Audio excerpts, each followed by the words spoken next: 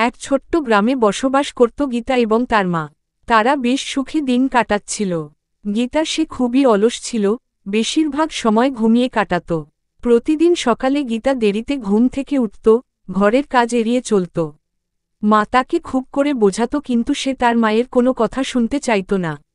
একদিন সকালে তার মা তাকে খুব ডাকল ঘুম থেকে উঠার জন্য, তার শরীরটা ভালো না, তাকে ঘরের কাজে সাহায্য করার জন্য, কিন্তু সে শোনার নামই নিল না। হঠাৎ তার মা কাজ করতে করতে রান্নাঘর থেকে বেরিয়ে আসার সময় কিছুদূর হাঁটার পর মাথা ঘুরে পড়ে গেল এবং গুরুতর অসুস্থ হয়ে পড়লেন। গীতার বেশ মন খারাপ এবং অনুতপ্ত হচ্ছিল। তার মায়ের এই অবস্থা দেখে ঘরের সব কাজ গীতার ওপর পড়ল। প্রথমে সে বিরক্ত হয়েছিল, কিন্তু ধীরে ধীরে কাজ শেখার চেষ্টা করতে লাগল। গীতা তার মায়ের করা প্রতিদিনের কাজ, যেমন পুকুরে গিয়ে থালাবাটি পরিষ্কার করল, রান্নাঘরের যাবতীয় কাজ করল। তার কাজের প্রতি খুব আগ্রহ বাড়তে লাগল, সে সকল কাজ আনন্দের সাথে করতে থাকে। তার এই পরিবর্তনে তার মা অনেক খুশি হয়। ধীরে ধীরে সে নিজের অলসতা কাটিয়ে পরিশ্রমী হয়ে ওঠে।